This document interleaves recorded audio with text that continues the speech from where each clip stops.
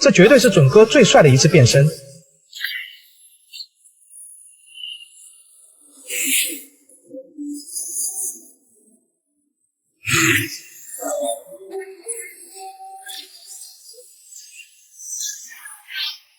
这也是奈克瑟斯与黑暗浮士德的2番战。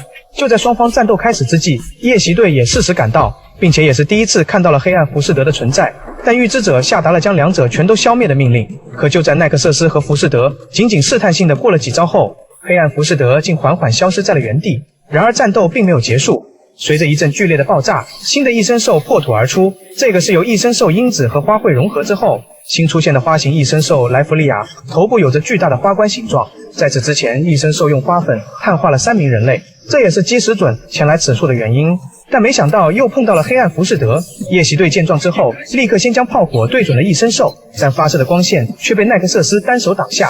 原来在经过石窟的分析之后，异生兽散发的花粉还有可燃性，因此贸然的攻击可能会引起爆炸。为了不让异生兽的花粉危害到就近的市区，奈克瑟斯再次化身红色青年形态，施展梅塔领域，将异生兽困于领域之中。于是预知者也下达了突入梅塔领域的命令，并优先将异生兽消灭。这也是各金切斯特第一次在实战中准备进入梅塔领域。随后3台切斯特准备进行合体，但队长将战机合体的控制权交给了孤门操作，这引来了西条子的质疑，因为此刻的战机合体还需要手动操作。而且孤门在之前的模拟训练中，每次到合体时刻，因不想攻击奥特曼的想法使自己无法集中注意力，导致了战机合体的失败。而这次队长给出了孤门無法拒绝的理由。どうして僕はビーストをメタフィールド内で殲滅できなければ街に多くの被害が出る。ならばお前のなすべきことは一つのはず。違うか？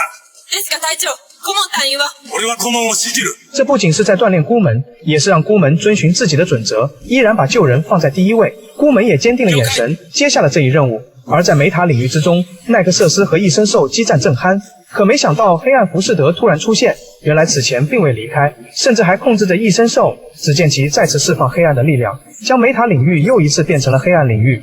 奈克瑟斯的压力直接拉满了，不仅要在不利于自己的空间中战斗，而且还要1打2。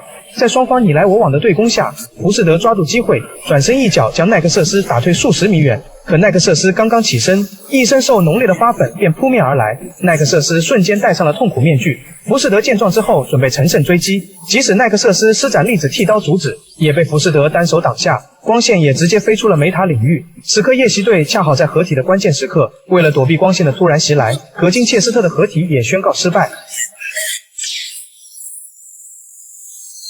这也导致西条子和孤门的战机直冲地面，幸好西条子的全力挽救，让两人逃过坠机的命运。星辰大谷看了直呼不可能，绝对不可能。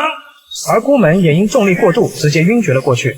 此时的奈克瑟斯也陷入了被动挨打的地步，胸前的计时器再次闪烁，能量告急。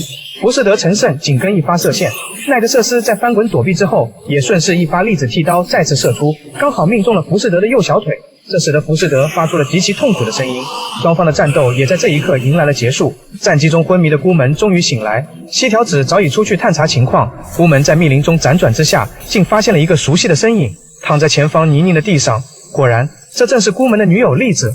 孤门十分震惊栗子为何在此，因为在白天的时候，自己还和栗子在约会，并且两人在动物园中度过了美好的一天。在临别时分，栗子还想邀请孤门去家中见一下自己的父母，但正巧夜袭队来了紧急出动的命令，使得孤门无奈地错失了这一机会。虽然这也让栗子有些许失落，但就在栗子走向家中时，突然出现乌鸦的一阵叫声，一件离奇的事情发生了。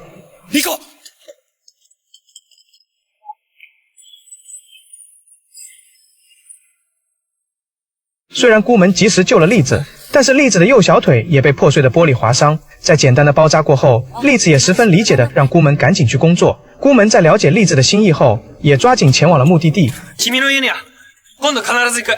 这算不算立了一个 flag？ 而孤门刚到达集合点，自己的通讯器上却收到了一个奇怪的讯息。这不禁让孤门回想起傍晚突然遭遇玻璃的意外袭击，但队友的催促也让孤门先投身战斗中去了。而此刻在密林中发现昏迷的栗子，孤门已经无法理解眼前发生的一切。如果你不了解后面的剧情，你也会发出疑问，并且会发现一个惊人的巧合。在战斗中，浮士德只是被命中了右小腿，就发出了剧烈的痛苦之声，而栗子受伤的正是右小腿，细思极恐。那么故事究竟会如何发展？我们下一集再见。